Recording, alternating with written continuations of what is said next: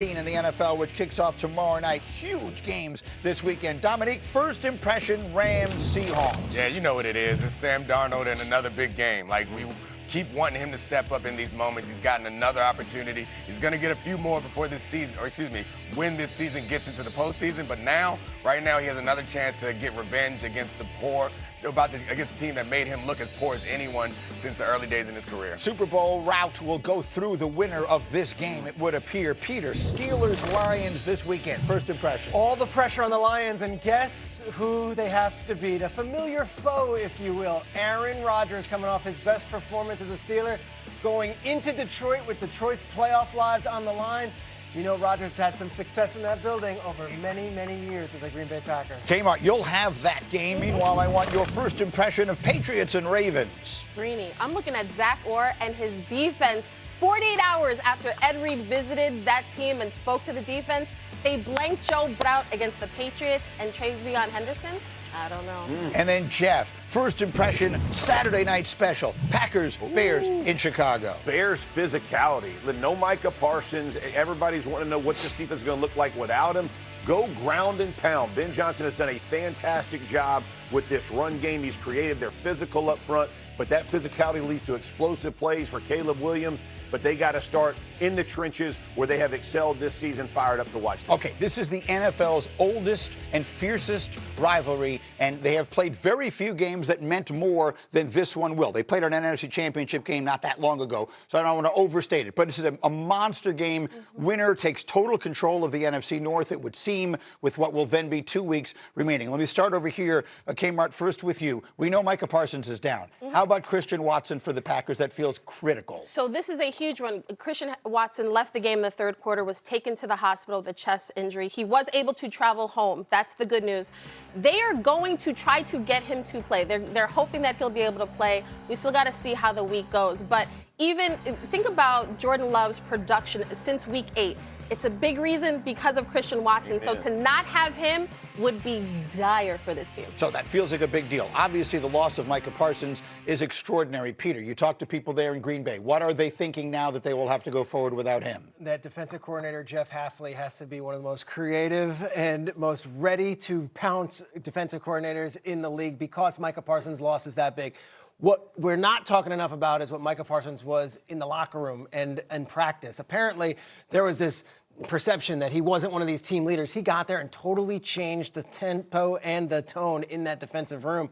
Now you're looking at guys like J.J. Enagbare, and you're looking at guys like Brenton Cox, players that would never in a million years be the ones you would think would have to decide an NFC North title. And yet in the final 3 weeks, it's going to have to be other players to step up when it matters most. Micah Parsons' loss cannot be overstated. One of the best players in football, maybe the biggest non-quarterback in the league. Yeah, maybe the most significant injury that could be suffered that was not by a quarterback. We had that here yesterday. So that's the little picture of it all, right? That's what's going to be happening as far as the injuries to Green Bay, which are significant. Let's go big picture. Yep. What's the first thing you said to me, Lewis, when I asked you about this game this morning? Oh, look, the Bears have to pounce. This is their opportunity now to go up a game and a half in the division? Yeah. Yes. And to really kind of send Green Bay a message to say, hey, look, we understand that right now you're experiencing a lot of adversity. We don't feel bad for you. It's our time now. They need to go ahead now and look, they were that close off of play action. There's a reason why we constantly talk about on these shows the benefit of getting your quarterback under center and running play action.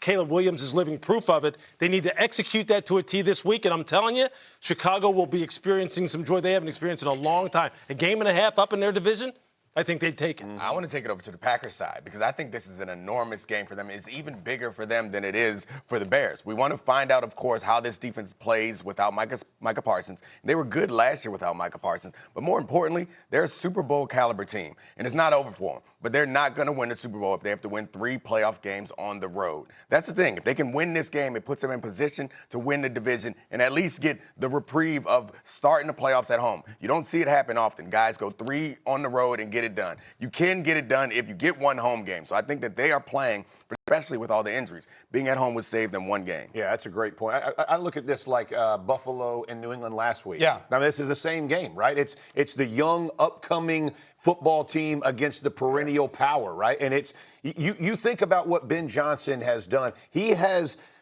basically, built a Detroit offense in Chicago in less than a year. It's insane. Two-headed monster at running back, two really good tight ends making plays. DJ Moore, I know Adunze's been injured, but when he gets back, this is a scary offense when it gets going. And it all starts with physicality. And you think about the way they run it and the way their interior offensive line has been fantastic, but their left tackles played really well. They're right. You're watching them mature before your eyes.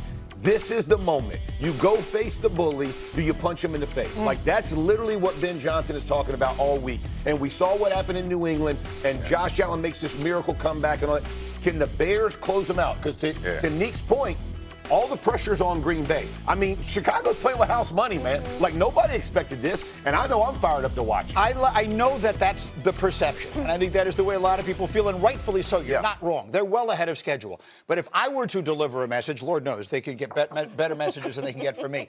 But if I were, I would say, how many times have we seen teams that we said, oh, my goodness, they're so far ahead of schedule. Yeah. They're going to be like Detroit 2 years ago. Yep. Oh, they'll be back a million times. You've got to take this opportunity when it's there. That's why I liked what you said. You've got to pounce, because for the Bears, does it seem like, oh, sure, Caleb ascending and all these young players are going to get better, and Ben Johnson in his second year and his third year, will they be back? Of course they will. And you know what? Strange things happen. To Washington. People get hurt. Look at Washington. Commanders a year ago. Another perfect example. This is their moment, and I think they have to get it done Saturday. I actually think the Bears are like Buffalo. From the standpoint of, for Josh Allen and the Buffalo Bills, the path has been cleared. Are you going to take advantage of it? I think when we've seen with the NFC, the Bears, though they may be ahead of schedule, can they take advantage of Micah being out and Dallas being down, and the Eagles, we're not sure what's going on with them. This is a moment because you are not guaranteed to get back here. So all the pieces that you have, it's great. But we always see roster turnover, coaches turnover. So, like Greeny's saying, you're not guaranteed. I don't, and you know what? And I don't think players ever look at it as, hey, you're ahead of schedule. Hey, dog, we don't really need to win this game. You know what I mean? We can come back next year. No, the Bears are sitting there going, what are y'all talking about? We're ahead of schedule. I think right now, they believe that they are right where they expected to be. I think players think that way. Yeah. Here's another interesting fact about this football game is, look, the Bears really have feasted off a turnover margin, a turnover differential this year.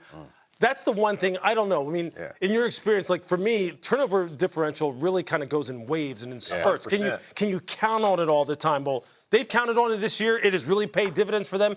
For Jordan Love, that's the one thing that he cannot afford to lose in this game. He cannot be the reason why the Bears are able to pounce and maybe put them away this year. As I look at these standings, the winner of this game will be in great shape to be the 2 seed in the conference, and the loser will be fighting for their playoff life. Will be fighting just to get in, because all those teams in the West are going to make it. Absolutely. And I think, Ryan Poles, the general manager of the Chicago Bears, this was a very deliberate thing in the offseason where he's like, I'm going to bring veterans in each position group. And the Washington Commanders did it last year when they got Bobby Wagner and Zach Ertz.